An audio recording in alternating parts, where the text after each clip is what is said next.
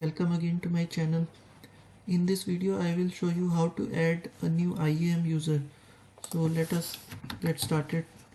Let us go to the IAM service. In the IAM service in the left menu we have this users tab.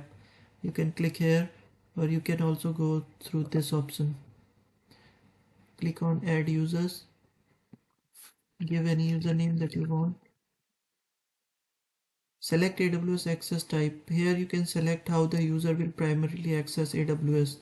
You can provide programmatic access and AWS management console access. So let us select both of these.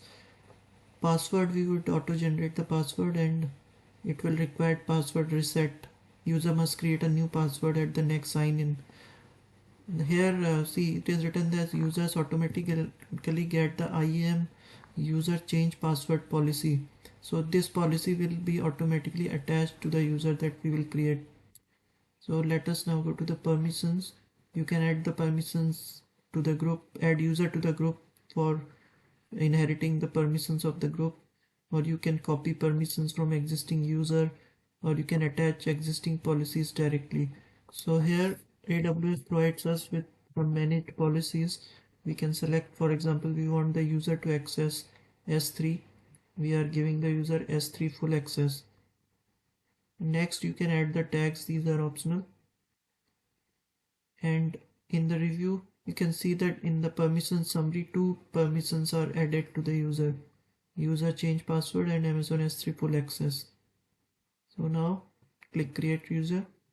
User is created and these are the user details. We get this user credentials as a CSV file which you can share with your users or you can send email to the user. So let us see how to connect to the user's console.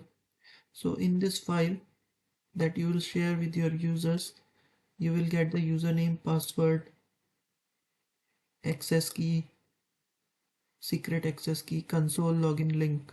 So you can provide this link to the user or user can click on this link to connect to his console.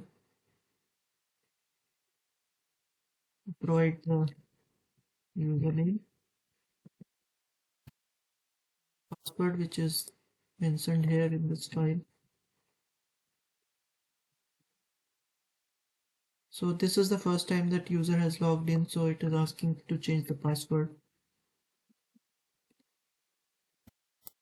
This is the setting that we had configured while creating the user. So now I am inside the console of this test user. So here we can see, suppose you want to access the EC2 service, then it would give an error, API error, because user is not authorized to access EC2. User is only authorized to access the S3 service. So S3 we gave full access. So you can create an S3 bucket or view existing buckets. You can do anything you want with this user. So guys, this was a short video where we created a user, and one more thing I would like to show you, it is regarding the programmatic access. If you want to access programmatically, AWS access programmatically, then you will need this access key ID and secret access key, which will be provided with this credentials file. You can use these values to access AWS services programmatically. So this was it in this video. I hope you liked the video. If you like the video, please leave your comments and consider subscribing to my channel for more such videos. Thank you.